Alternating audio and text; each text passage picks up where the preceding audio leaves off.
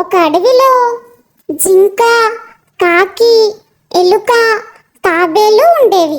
ఈ 4 ప్రాణ స్నేహితులు. రోజు సాయంత్రం తాబేలు ఉండే కొలను ఒడ్డున ఇవి కలుసుకుని కబుర్లు చెప్పుకునేవి. ఓ రోజు సాయంత్రం కొలను ఒడ్డున స్నేహితుల కోసం ఎదురు చూస్తున్న తాబేలు అటుగా వెళుతున్న ఓ వేటగాడి కంట పడింది. వెంటనే అతడు దాన్ని పట్టుకుని సంచిలో వేసుకుని ముందుకు కదిలాడు. అప్పుడే కొలను వైపు వస్తున్న కాకి ఇది గమనించింది. విషయాన్ని జింక, ఎలుకలకు చెప్పింది. తమ స్నేహితుణ్ణి ఎలా కాపాడుకోవాలా అని 3 తీవ్రంగా ఆలోచించాయి. ఇంతలో ఎలుకకు చక్కటి ఉపాయం తట్టింది. దాన్ని కాకి, జింకలకు చెప్పింది. జింక వేటగాడి ముందు నుంచి వేగంగా పరిగెడుతూ వెళ్ళింది.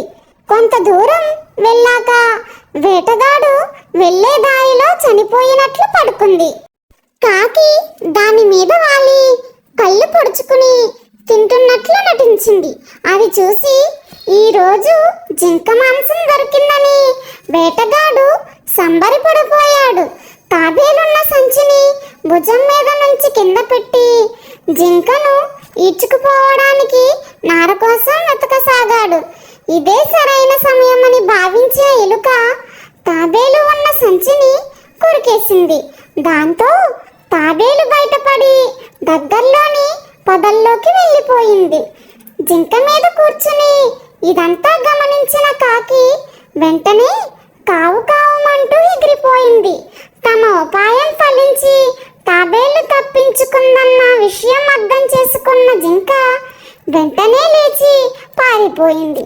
చనిపోయిందనుకున్న జింక లేచి పరుగు తీసేసరికి వేటగాడు నివ్వెరపోయాడు. జింక పోతే పోయింది, తాబేలును తీసుకువెళ్దాం అనుకుని సంచిని తీసేసరికి అందులో తాబేలు లేదు.